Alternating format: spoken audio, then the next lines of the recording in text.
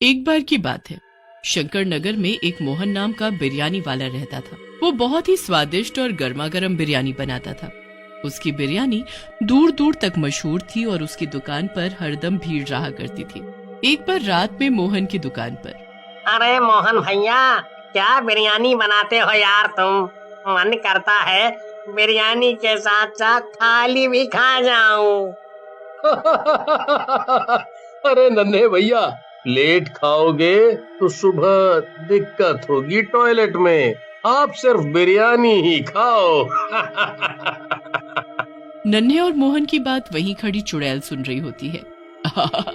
अच्छा, तो ये भीड़ बिरयानी के लिए है, क्यों ना मैं भी खाऊं बिरयानी जाकर। ऐसा कहकर चुड़ैल रूप बदल कर मोहन की दुकान पर जाती है और बिरयानी खाकर आ जाती है।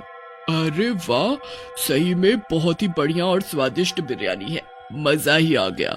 इतना स्वाद तो मुझे तब भी नहीं मिला जब मैं जिंदा थी। ऐसा कहकर चुड़ैल वहाँ से चली जाती है और मोहन भी अपनी दुकान बंद करके अपने घर पर चला जाता है।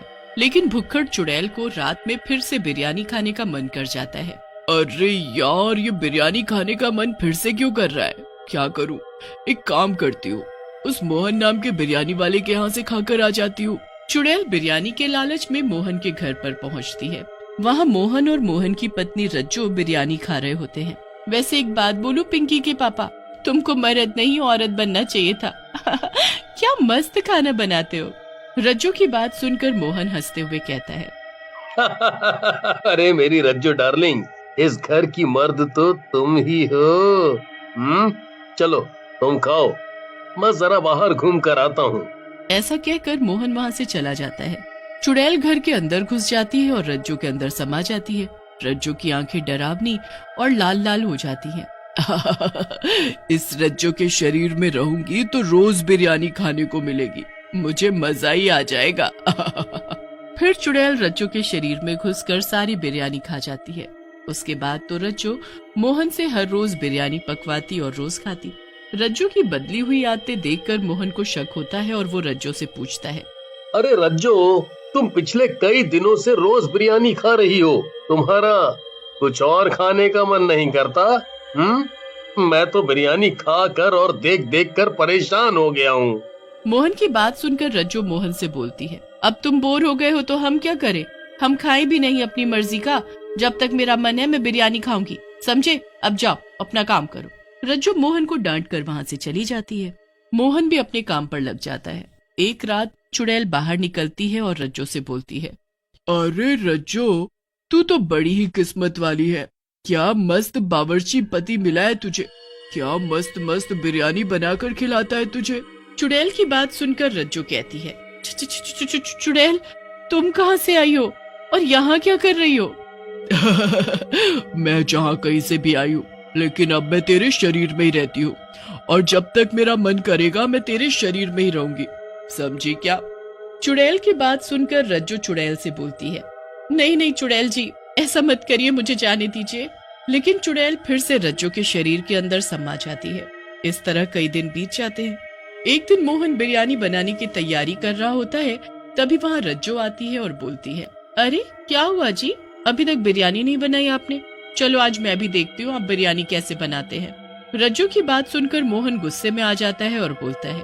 ए औरत, ज्यादा मत बोल, खाने को दे रहा हूँ ना, तू सिर्फ खाने का काम कर, ज्यादा दिमाग ना चला, ये मेरा काम है। मोहन को गुस्से में देखकर रज्जो वहाँ से चली जाती है। मोहन अपने काम में लग जाता है और बिरयानी बनाकर बाजार में बेचने चला जाता है।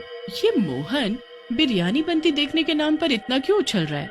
ये ऐसा क्या करता है जो मैं नहीं देख सकती? मुझे पता लगाना होगा इसकी बिरयानी का राज। उसके बाद रज्जो मोहन पर नजर रखने लगती है, लेकिन बहुत कोशिशों के बाद भी उसे बिरयानी बनाने का तरीका पता नहीं चल पाता। लेकिन एक रात जब मोहन बिरयानी बनाने की तैयारी कर रहा होता है, रज्जो छिपकर देखने लगती है। जब से मैं इस बिरयानी में बच्चों का मांस मिला रहा हूँ, तब से लोग बहुत ही चटकारे लेकर बिरयानी खा रहे हैं। अगर ऐसा ही रहा तो मैं बहुत जल्द इस शहर का सबसे अमीर आदमी बन जाऊंगा। मोहन की बात सुनकर रज्जो हैरान रह जाती है और डरावनी आवाज में बोलती है। अरे, ये मोहन तो बहुत बड़ा शैतान निकला। छोटे छोटे बच्चों का मांस मिलाकर इसमें खिला रहा है। इस दुष्ट की तो जान ले लेनी चाहिए। मुझे इसकी पत्नी को सब बताना चाहिए। ऐसा कहकर चुड़ैल रज्जो के शरीर से बाहर आ जाती है और रज्जो को मोहन के बारे में सब बताने लगती है, जिसे सुनकर रज्जो हंसने लगती है और बोलती है, चुड़ैल की बच्ची, ये सब मैं जानती हूँ। मोहन ये सब कुछ मेरे कहने पर ही तो कर रहा है। रज्जो की बात सुनकर चुड़ैल हैरान रह जाती है और गुस्से में बोलती है, क्या तुम दोनों इंसान कहलाने के लायक नहीं हो? तुम छोटे छोटे बच्चों को मार रहे हो। ये गलत है। मैं तुम दोनों को मार डालूंगी। लेकिन चुड़ैल जैसे ही रज्जो को मारने की कोशिश करती है, चुड़ैल रज्जो के आर पार निकल जाती है। चुड़ैल, तू मुझे नहीं मार सकती क्योंकि मैं पहले से ही मरी हुई हूँ। मेरे पति इंसानी बच्चों की बलि दे रहे हैं ताकि मैं जिंदा हो सकूं। रज्जो की बात सुनकर चुड़ैल गुस्से में बोलती है, तुम दोनों पागल हो गए हो। कहीं इंसान की बलि देने से भी कोई अमर हुआ है? चुड़ैल और रज्जो बातें कर ही रहे होते हैं कि तभी वहाँ गांव वाले मशाल लेकर आ जाते हैं और चुड़ैल की तरफ देखते हुए बोलते हैं, दुष्ट चुड़ैल, तो ये तू है जिसने हमारे बच्चों को हमसे छीना। हम तुझे नहीं छोड़ेंगे। गांव वालों की बात सुनकर चुड़ैल बोलती है, नहीं नहीं, मैंने कुछ नहीं किया। ये सब इस मोहन और इसकी मरी हुई पत्नी रज्जो का किया धरा है। तभी वहाँ पर मोहन आ जाता है और बोलता है, देखा देखा भाइयों, मैंने कहा था ना कि ये चुड़ैल आखिरी में हम दोनों पति पत्नी पर ही ये झूठा आरोप लगाएगी। अब तुम गांव वालों की मर्जी है, जैसा करना हो करो। अरे कैसी बात करते हो मोहन भैया, हम नहीं जानते क्या आपको? आप कुछ मत बोलो, हमें पता है ये चुड़ैल झूठ बोल रही है। ये सब इसी ने किया है। ऐसा कहकर सारे गांव वाले चुड़ैल पर लाठी और डंडों से हमला कर देते हैं। चुड़ैल वहां से किसी तरह जान बचाकर भागती है। चुड़ैल के जाने के बाद गांव वाले भी वहां से चले जाते हैं। मोहन रज्जो से कहता है, देखा देखा रज्जो डार्लिंग, मेरी प्लानिंग। अब ये गांव वाले हमेशा उस चुड़ैल को ही बच्चों का कातिल मानेंगे और हम अपना काम करते रहेंगे। मान गए मोहन, तुम्हारा दिमाग तो चाचा चौधरी से भी तेज चलता है।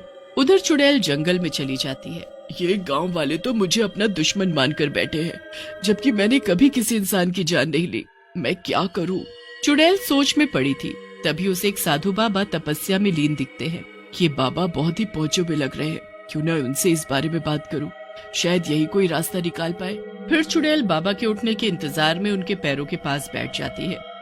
थोड़ी देर बाद जब बाबा की आंख खुलती है, बेटी तुम यहाँ? क्या हुआ? आज एक चुड़ैल को इस बाबा की जरूरत कैसे पड़ गई? बाबा की बात सुनकर चुड़ैल कहती है, बाबा मुझे अपने लिए आपकी जरूरत नहीं है, बल्कि इस गांव के बच्चों की रक्षा के लिए आपकी जरूरत है। फिर चुड़ैल बाबा को मोहन और उसकी पत्नी रज्जो के बारे में पूरी बात बता देती है, जिसे सुनने के बाद बाबा बोलते हैं, इन दुष्ट पति पत्नी का कुछ करना होगा। इस मोहन को जरूर काला जादू आता है, जिससे इसने अपनी मरी हुई पत्नी की आत्मा को वश में कर रखा है। मुझे ले चलो उन दोनों के पास। फिर बाबा और चुड़ैल मोहन के पास चले जाते हैं।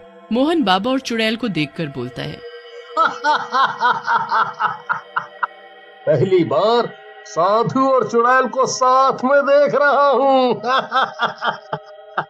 मजा आ गया, मजा आ गया।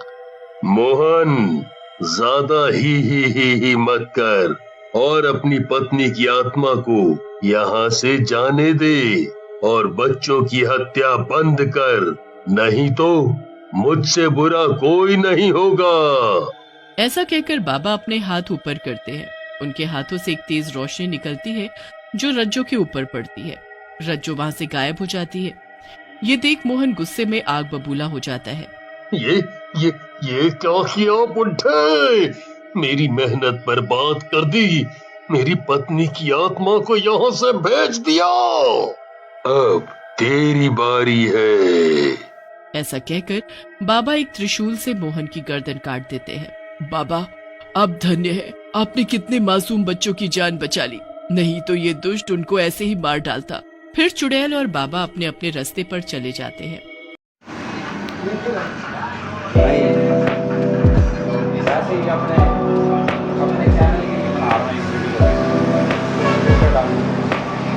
काम ऐसे करना ये वाली